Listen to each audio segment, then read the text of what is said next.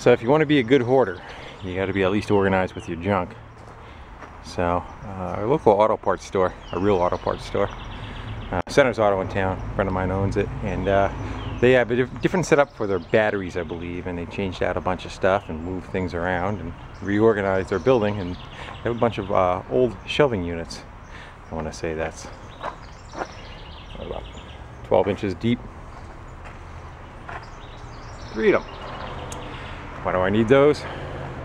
Because I have that, and if I want my Plymouth to be able to come out, that can't stay like that. You guys pretty much know the history of all the stuff that's inside here. Came from the in-law clean out, so that needs to get fixed. And continues. Hold on, there's more. We got a bunch on the front hood, starting over here too. So I want to try and remedy this situation as best I could, so that my cars do not just become barn finds for somebody else when I'm dead and gone or cleaning out the property. So having said that, I'm going to do my best to go fix it. We've got a bunch of crap hanging on the wall already in here. I want to do some measuring, see how they kind of go fit. Probably do some notching or moving around. So I figured that would be a good today's project. And I figured I'd turn the camera on just to have something to make a video about. Again, yes, sometimes it starts to get overwhelming. Then once you start doing that, that's the end of it, you know. It just becomes too much of an effort to go and use any of this stuff.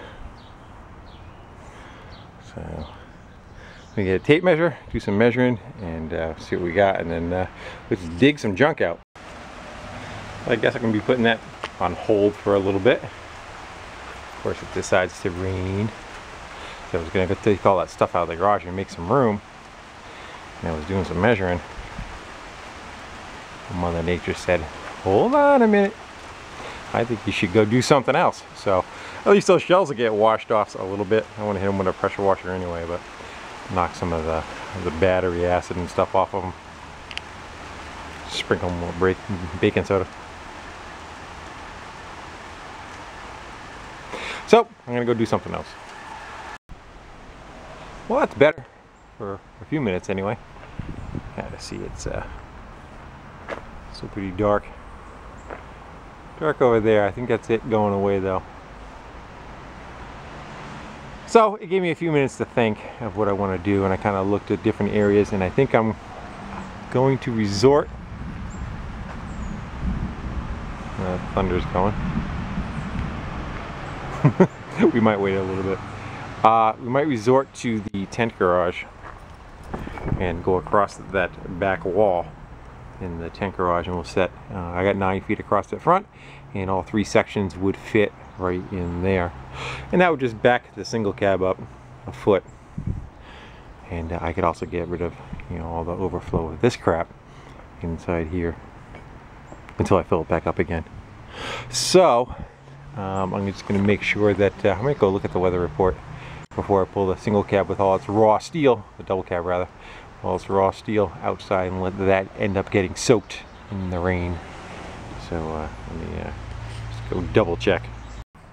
Oh, double trouble needs to get out of the way. I figured I'd do a full start on that. Do a battery charger on it. That's probably been sitting for 2-3 months. And put some fuel down into the float bowl. And we'll give it a shot. Right down the motor so it kind of fires. Should fire fairly quickly.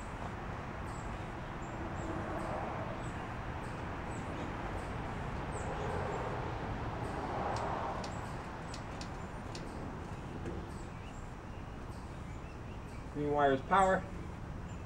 Blue wire should make it crank, and hopefully it's not a year.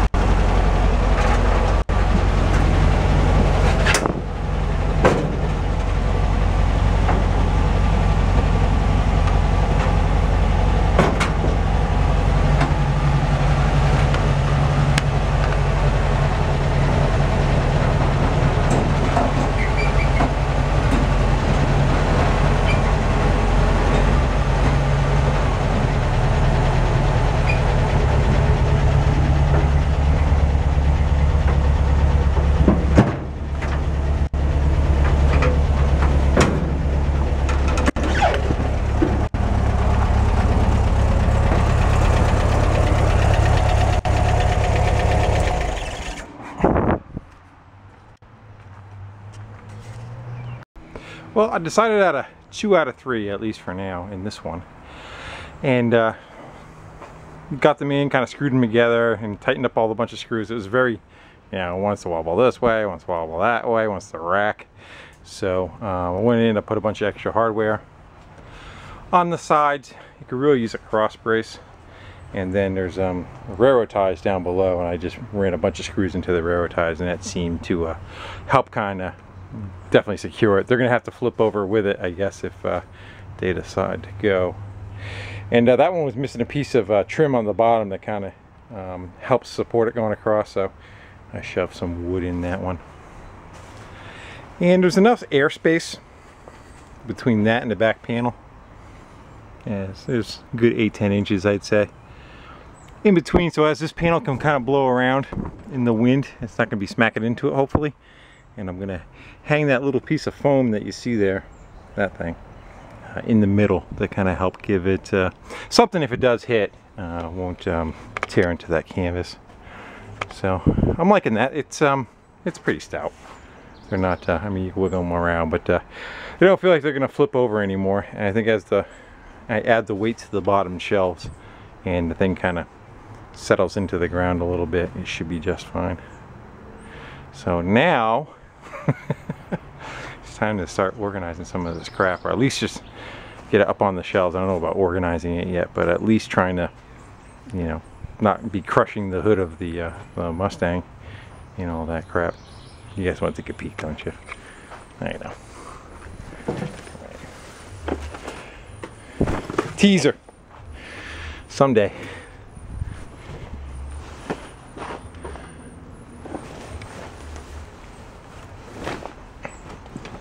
See if I can do this. You know what? I'll tell you what. Let me get some stuff off the car and I'll kick the tarp back a little bit and then we'll get a better look at it. A little better. On the shelves I try to keep all VW stuff to the right, and I figure the stuff that's in the little garage I'll try putting on the left. See how that works out for us. But you can kind of get to the car, I think. You know, I'll prop you up over here somewhere. Tell you what, give me a second. I'll turn you back on when I get ready to Shall we?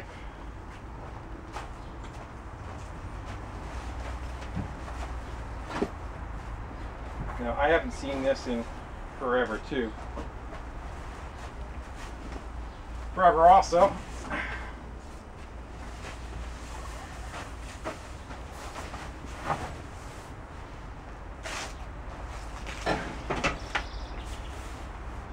Nice to get the hood open.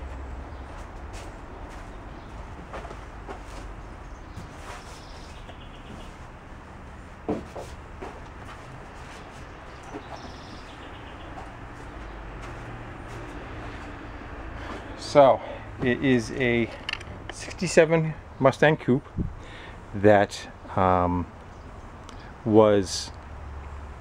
from California, and the guy moved out to the town next to us over in Haverhill, and I think he made it one winter through the car, then that was it. He was never gonna survive in New England with a Mustang as his daily driver, and he put it up for sale. I'm gonna say I probably had this car 15 years. I know. Sad state, but sometimes that's what happens. And what it's pretty much all original metal. I probably put 6 inches by 6 inches. If you took that piece of steel, that's probably what I cut up and put into this whole car. So everything you see on it is original quarters, wheel wells, the they call them hats that are up inside the cowling that always rust out. Right inside there, and then water goes to the inside. All that is fine. The only thing that was a real pain in the ass on this car is that it was painted in like a black lacquer, and it was really thick, and it failed over time. You can see it on the roof here. Well, I had to strip all of that off the car, so the whole car has been stripped, except for like little sections you can see. But anyway, that's probably bare steel right there. It is. And did all that with stripper.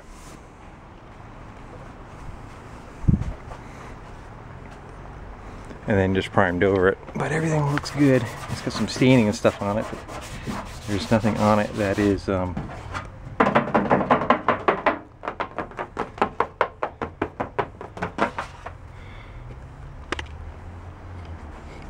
blown out. Let me go grab a light and see if I can open the hood too. Let's take a gander inside, see if we can see anything. I was going to go with yellow and black as the theme of the car. Ooh, look at that nest down there. I don't know if that's a squirrel or what. That ain't good. As you can see, I painted the door frames and whatnot. It's a deluxe interior. It's got the overhead console and the brushed aluminum dash and all that's in real nice shape. I put a new dash pad on it at the time. The seats are kind of like a cloth. They're Mustang patterns, but they're in a cloth and leather or vinyl setup. There's more nest material. Look at it all. Look at all them leaves. I don't think they blew in there. I think some friends kind of moved in. That's what happens when stuff sits though. It was originally like that funky looking gold color. You can see it on the wheel well there. And you know, whatever Mustang parts are in it. I have all new door panels and all that kind of stuff up inside my big garage up in the attic for it.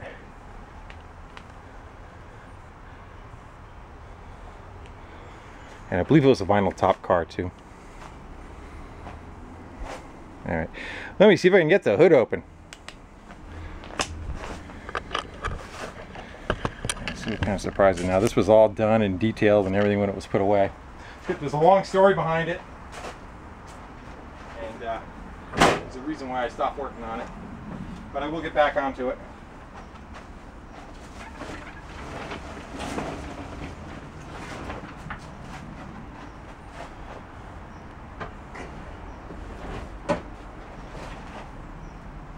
Yuck.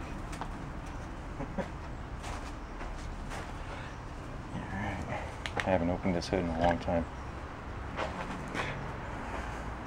Well, that was all pretty and detailed. That's just what happens. Think the battery's any good? At least I disconnected it.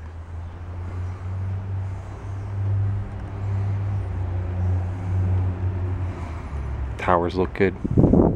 Usually they're all blown out right in here. And of course they torched them for the grease fittings. That was a popular thing to do back in the day because you couldn't get to them.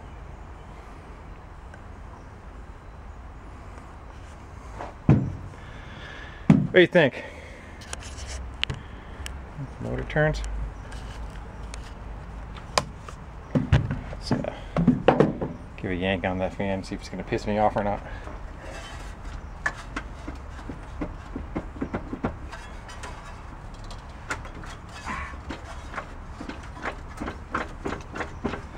That's a good sign. So at some point this is gonna have to come out and play and get done up. Sad to let them sit, but sometimes life has its stinking battery went dead.